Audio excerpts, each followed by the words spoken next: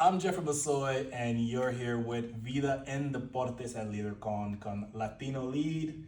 And I'm very happy to be here with Karina from Drafted. Karina, how you doing? Doing great. I'm happy to be here in St. Paul for the first time. Yo, welcome to the city. Thank you. I know you gotta leave soon tomorrow, but That's I right. hope that you come back maybe next year, maybe catch a game. Surely will, for sure. Minnesota Lynx, Yeah. they might make it to the finals. I think What they does that? will. Will they bring you back? I think so. There it Yeah, is. I think so. We're gonna catch you at the box office or media row. There we go. But talk to me first and foremost about what it was like for you working with Latino Lead. You just gave a great conversation about sports and fandom and women in sports. You founded an organization, a company, Yeah. really catering to women in sports. What was it like having that conversation, especially to youth sports fans? Yeah, twofold. So I think my experience here has been honestly like a great point of reflection for us as a company, because I think it reminds me of how much community is needed.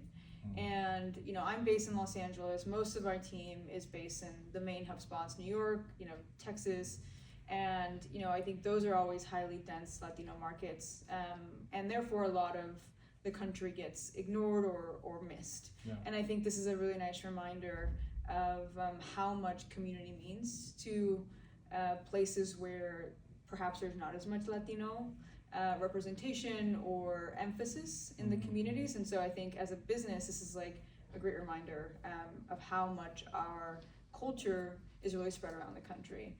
I think as far as the panel goes, I think it's just really nice to be in spaces where where we can be really honest and vulnerable about our leadership experiences and how we're seeing the market. And it's always really cool to be on a panel with them when we're talking about sports with other women.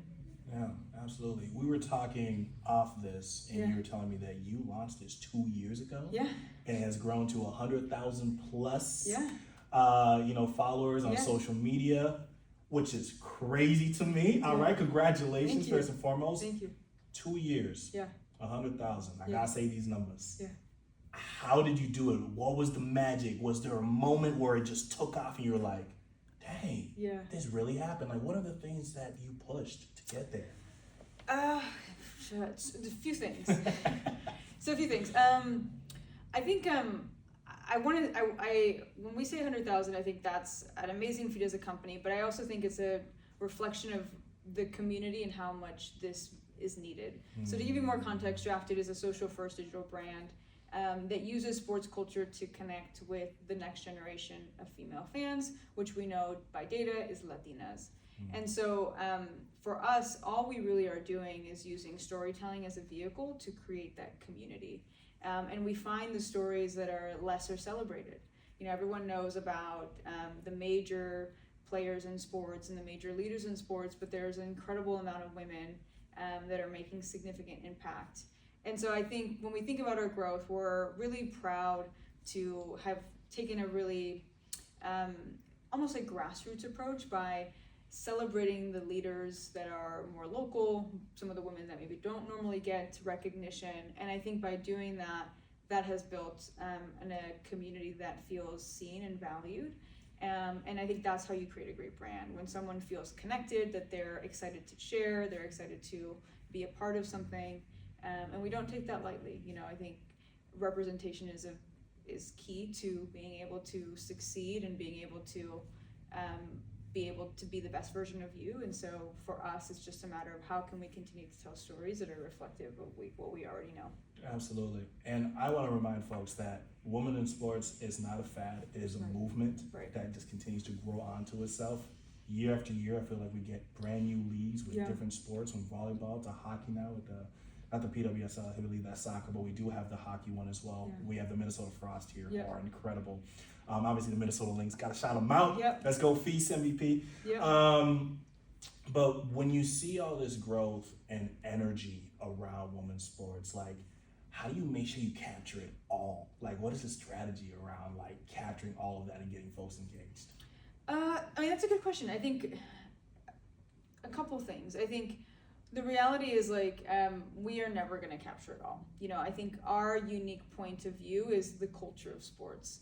And so what that means for us is less about what happens in the stadium or on the field, but more around what is the overall culture of being a sports or sports fan. And for us, that's food, that's traditions, that's fashion, that's all of these elements that bring sports to life that are not just about athletic ability. And I think what is unique about women's sports is that there is so much opportunity right now with how they are continuing to grow and how they're continuing to be really strong beacons of the community. And I think that's what's been really fun to see, is that when we look at them as a business, like, these are still technically startups that have a lot of room to grow and a lot of room for innovation. And so they've turned to their community to be able to utilize that brand to make that connection.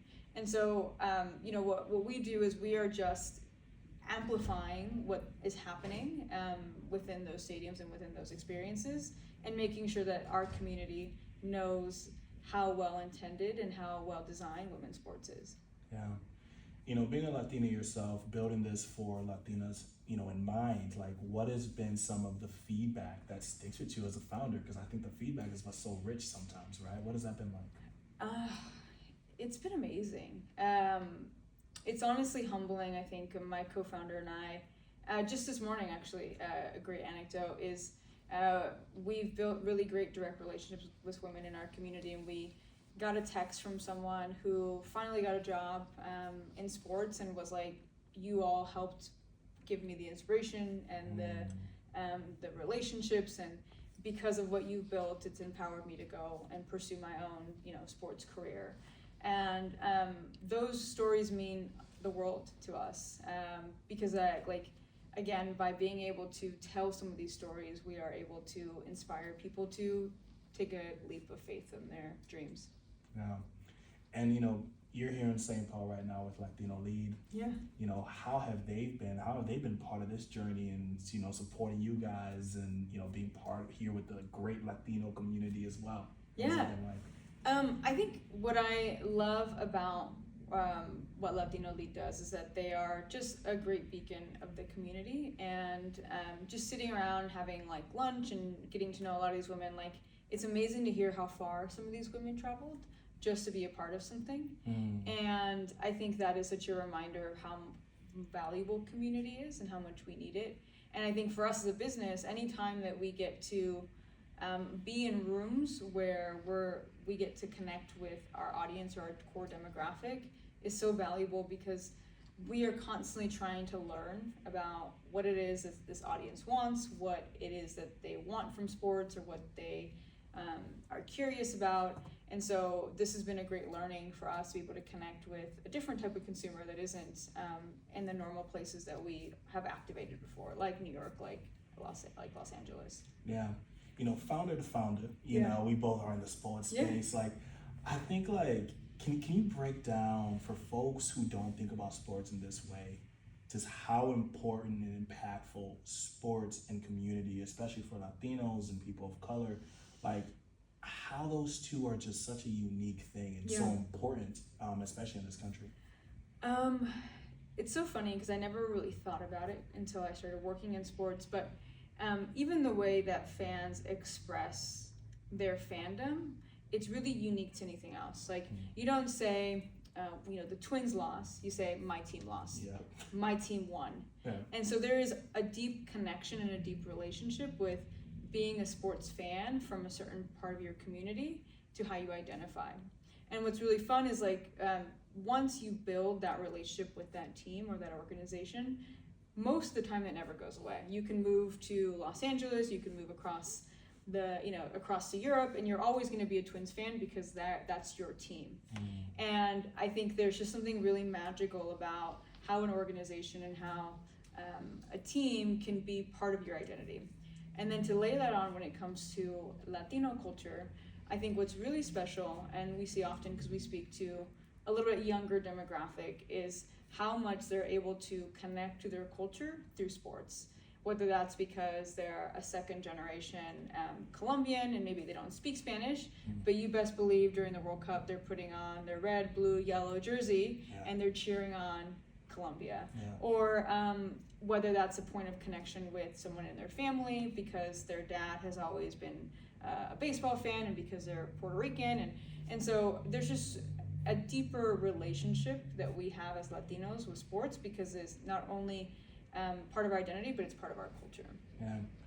Final question for you. You've been at this for 2 years. You guys are growing. You were just telling me about all the places you have to go after this trip here to Minnesota. But when you try to think about the next 2 and upcoming years, from what you're able to share from what's on your big vision board for Drafted, what does that look like? What are you excited about building and growing this thing? You know, I have learned as a founder to be less concerned about what I want to see, but more of how I want to continue building and leading. So I think, you know, every day the what changes because things are constantly changing. It's more about how we're continuing to show up, and the what will then show itself. But I think when I think about the next few years, what is exciting is we have the World Cup, that's coming here to the United States, which is a highly, it's an amazing tool and community builder for the Latinos. Then we have the Women's World Cup in 27, and then the Olympics in 28. And so there's all these global, massive sports tournaments that are coming here. And I think what I'm most excited about is how this younger generation sees sports and sports culture all as one. You're not seeing, you know, when you look at sports, it really is culture. It's music, it's fashion, and it's being further and further, the lines are blurring. And I think that's what we're most excited about, is how sports is now becoming part of popular culture, and popular culture is sports. And the way that sports is being consumed through new media is constantly changing. And so there's just like a lot of really cool innovation that are happening kind of at these convergence of global sports coming here to the United States, the way that we're consuming sports is changing, and the way sports culture is being embedded, that I think we sit right at the intersection of, that I think that's what makes me most excited about the next few years. Nah, that's so exciting. I'm so excited for you guys. Mucho gracias por estar conmigo, Puro Deportes. And I'm looking very excited to see what you guys do next. Thank you. It was nice to be here. Thank you, Karina. Appreciate it. There we go. Cool. That was